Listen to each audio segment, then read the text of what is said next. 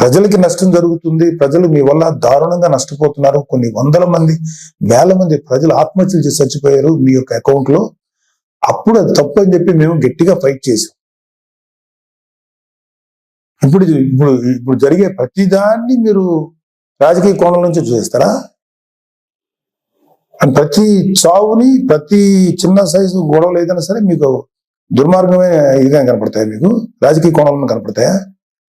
ఇంకొక డైమెన్షన్ చూడటం చేత కదా మీకు? చేయండి. నేను ఇప్పటికైనా సరే మీరు గట్టిగా ఫైట్ చేయండి. కూటమిలో కనుక ఏదన్నా తప్పులు జరిగితే తప్పులు నిలదీయండి. అంతేగాని దొంగ మాటలు, దొంగ కబుర్లు, పిచ్చి కబుర్లు చెప్పకండి. మీకు ఒక పేపర్ ఉంది, మిమ్మల్ని మీకు భజన చేసేటువంటి కొన్ని మీడియా సంస్థలు ఉన్నాయి, పర్లేదు, వాటిని మీరు ఉంచుకోండి. కానీ మాట్లాడేదానికి, లేకపోతే మీరు ఏదైనా ఒక వ్యక్తిని నేరస్తుడిగా చేసేదో, లేకపోతే ఒక వ్యక్తిని రెస్పాన్సిబుల్ గా చేసేదానికి ఒక ఇంగితంగా, ఒక సెన్సిబుల్ గా ఉండాలి. నేను అసలు మాట్లాడకూడదు, నాకెందుకు, నేను పార్టీ పనిలో చేసుకునేవాడిని, నాకు ఈ పొలిటికల్ గా నేను మాట్లాడకూడదని నేను ఇంతకాలం మాట్లాడాను. ఎన్నిసార్లు గత 40 రోజుల నుంచి ఊదరగొడుతున్నారు. అధికారం శాసనసభలో ప్రమాణ స్వీకారం చేసిన మొదటి రోజు నుంచి ఏం చేయట్లేదు. వెయిట్ చేయండి, అన్నీ చేస్తారు. అలాగే మీ వైసీపీ ప్రభుత్వ హయాంలో మీ మీ నాయకులు, మీ రౌడీలు, మీ మాఫియా ఎమ్మెల్యేలు అందరూ ఎలాంటి దుర్మార్గాలు చేశారు, ఎలాంటి తప్పులు చేశారు, ఎన్ని వేల కోట్ల రూపాయలు కుంభకోణాలు చేశారు, అవన్నీ లిస్ట్ వస్తాయి, అవన్నీ బయటకు వస్తాయి, తగిన శిక్ష పడుతుంది. మీరు మీ సొంత బాబాయ్ చనిపోతే కనీసం రెస్పాన్స్ లేని మీరు ఎలా మాట్లాడతారండి? ప్లీజ్, ఇది కరెక్ట్ పద్ధతి కాదు. ఇప్పటికైనా నేర్చుకోండి, ఇప్పటికైనా తెలుసుకోండి, ఎప్పటికైనా చెప్పుడు మాటలు, పిచ్చి మాటలు వింటాం మానేయండి. ఒక మంచిగా మనం ఎలా చేద్దాం. రేపు పొద్దున 10 ఏళ్ళు ఉంటారు, 15 ఏళ్ళు ఉంటారు ఈ కూటమి ప్రభుత్వం వాళ్ళు.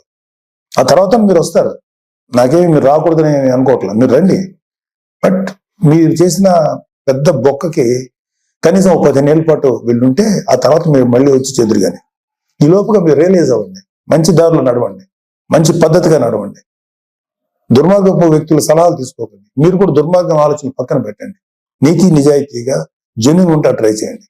మేబీ జనాలు ఒక 10 ఏళ్ల తర్వాత, 15 ఏళ్ల తర్వాత మిమ్మల్ని గౌరవించవచ్చు, రెస్పెక్ట్ చేయొచ్చు. ఇలాగా అనవసరమైన మాటలు మీరు కానీ, మీ ఎమ్మెల్యేలు కానీ ఇవ్వండి. ఒక 6 నెలల టైం ఇవ్వండి, చేస్తారు. మీరు అనుకున్నవన్నీ చేస్తారు. మీరు ఏదైతే ఇప్పుడు నేరం మోపుతున్నారో కూటమి ప్రభుత్వం మీద, వాటన్నిటికీ జవాబు వస్తుంది.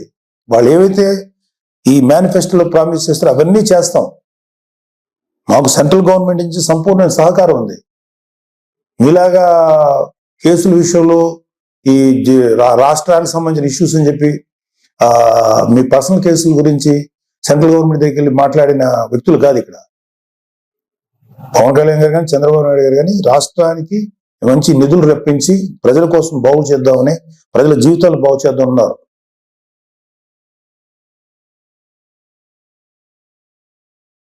తెలుసుకోండి. ఇప్పటికైనా 10 ఏళ్ళ తర్వాత, 15 ఏళ్ళ తర్వాత మళ్ళీ అవ్వచ్చు. మీరు ఇంకా చాలా వయసు ఉంది.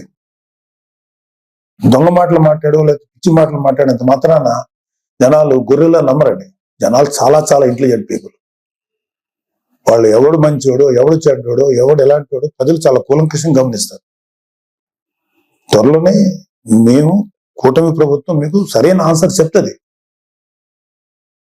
ఇవన్నీ అయిన తర్వాత వెళ్ళండి.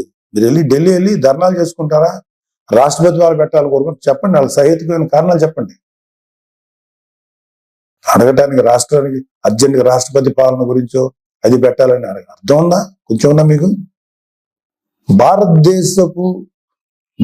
భారతదేశానికి స్వాతంత్రం వచ్చిన తర్వాత ఆఖరికి యూపీ లాంటి రాష్ట్రాల్లో కూడా, బీహార్ లాంటి రాష్ట్రాల్లో కూడా జరిగినటువంటి అరాచకం ఆంధ్రప్రదేశ్ జరిగింది మీ 5 ఏళ్ల ప్రభుత్వ పాలన హయాంలో.